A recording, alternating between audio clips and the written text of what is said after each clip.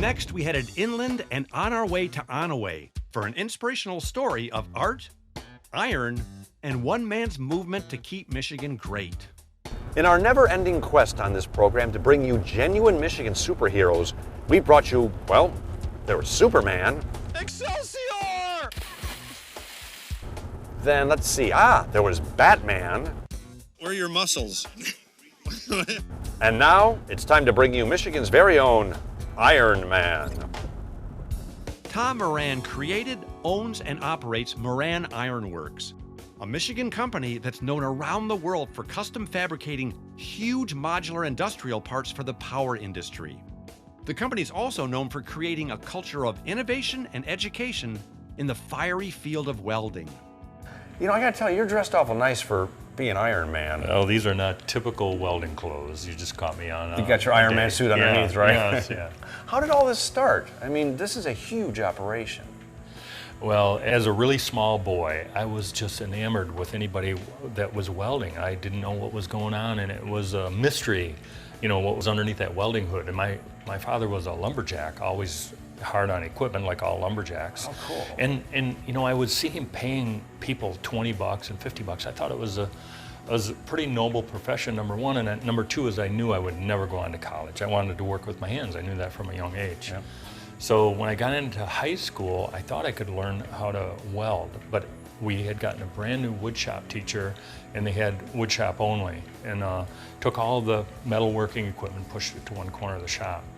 But I had a fantastic teacher at that time, and a craftsman, but knew nothing about welding, and I convinced him only after a few weeks. I wanted to do something with that welding equipment. He said, I don't know how to teach you, but as long as you're doing something constructive, I'll let you do it. Well, they had study hall in those days, you probably remember, yeah. And they specialized in those great big steel desks and chairs. They would just break them up, and that's what kids did in study hall. Well, they'd haul them up to the shop class, and I would weld on them. And what, you'd put them back together And again? they would fall apart, and then they'd haul them back up, and I would weld on them. And I finally got to the point where they would hold together.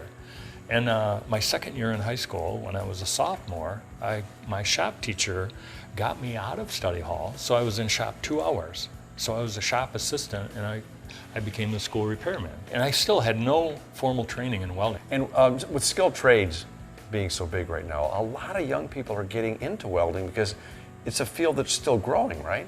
Correct. But welding isn't just welding. There's a lot more to it. It's like saying farming, you know, is driving a tractor. We think that you need a lot of other skills besides just welding. You know, I wish it weren't true, but I could teach a monkey to weld in 20 minutes. Oh, then there's a chance but for at me. At the same time, you know, there are a lot of other things that encompass welding. And if you only know just how to lay a bead, you're probably only going to make $10, $15 an hour your entire lifetime. But if you know a lot of the other things that make up what we consider welding, fabricating, maybe some machining, some engineering, some problem solving, you put all those together and you got a great median to upper income. Well, now you also help young people get into the field too, right? Well, I help them, or I act as a conduit, but they really do it themselves. All the really good ones, you know, are self-motivated. A long time ago, I realized that welders weren't just walking around Onaway or Northeast Michigan. So we had to train a lot of our own people. We also had some very good talent as far as welding educators. So we started a small school right in the back of Moran Iron Works where we would do adult enrichment class. Maybe a farmer or logger would want to be more self-sufficient, but also young person looking to get a skill or looking to change their trade.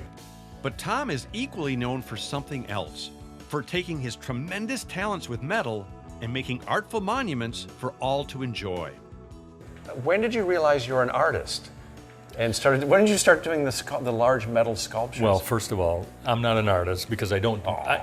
Well, there's a reason. I've seen your stuff. It's First good. of all, I truly appreciate good art, and I know good art. So I know what the level is. So that's number one.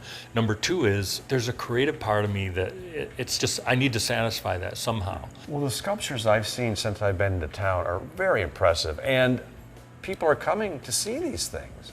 And what does that mean to you? Well, it means strengthening the roots of the community. Yeah, it's a source of pride, but at the same time, it's one of those where everybody wins.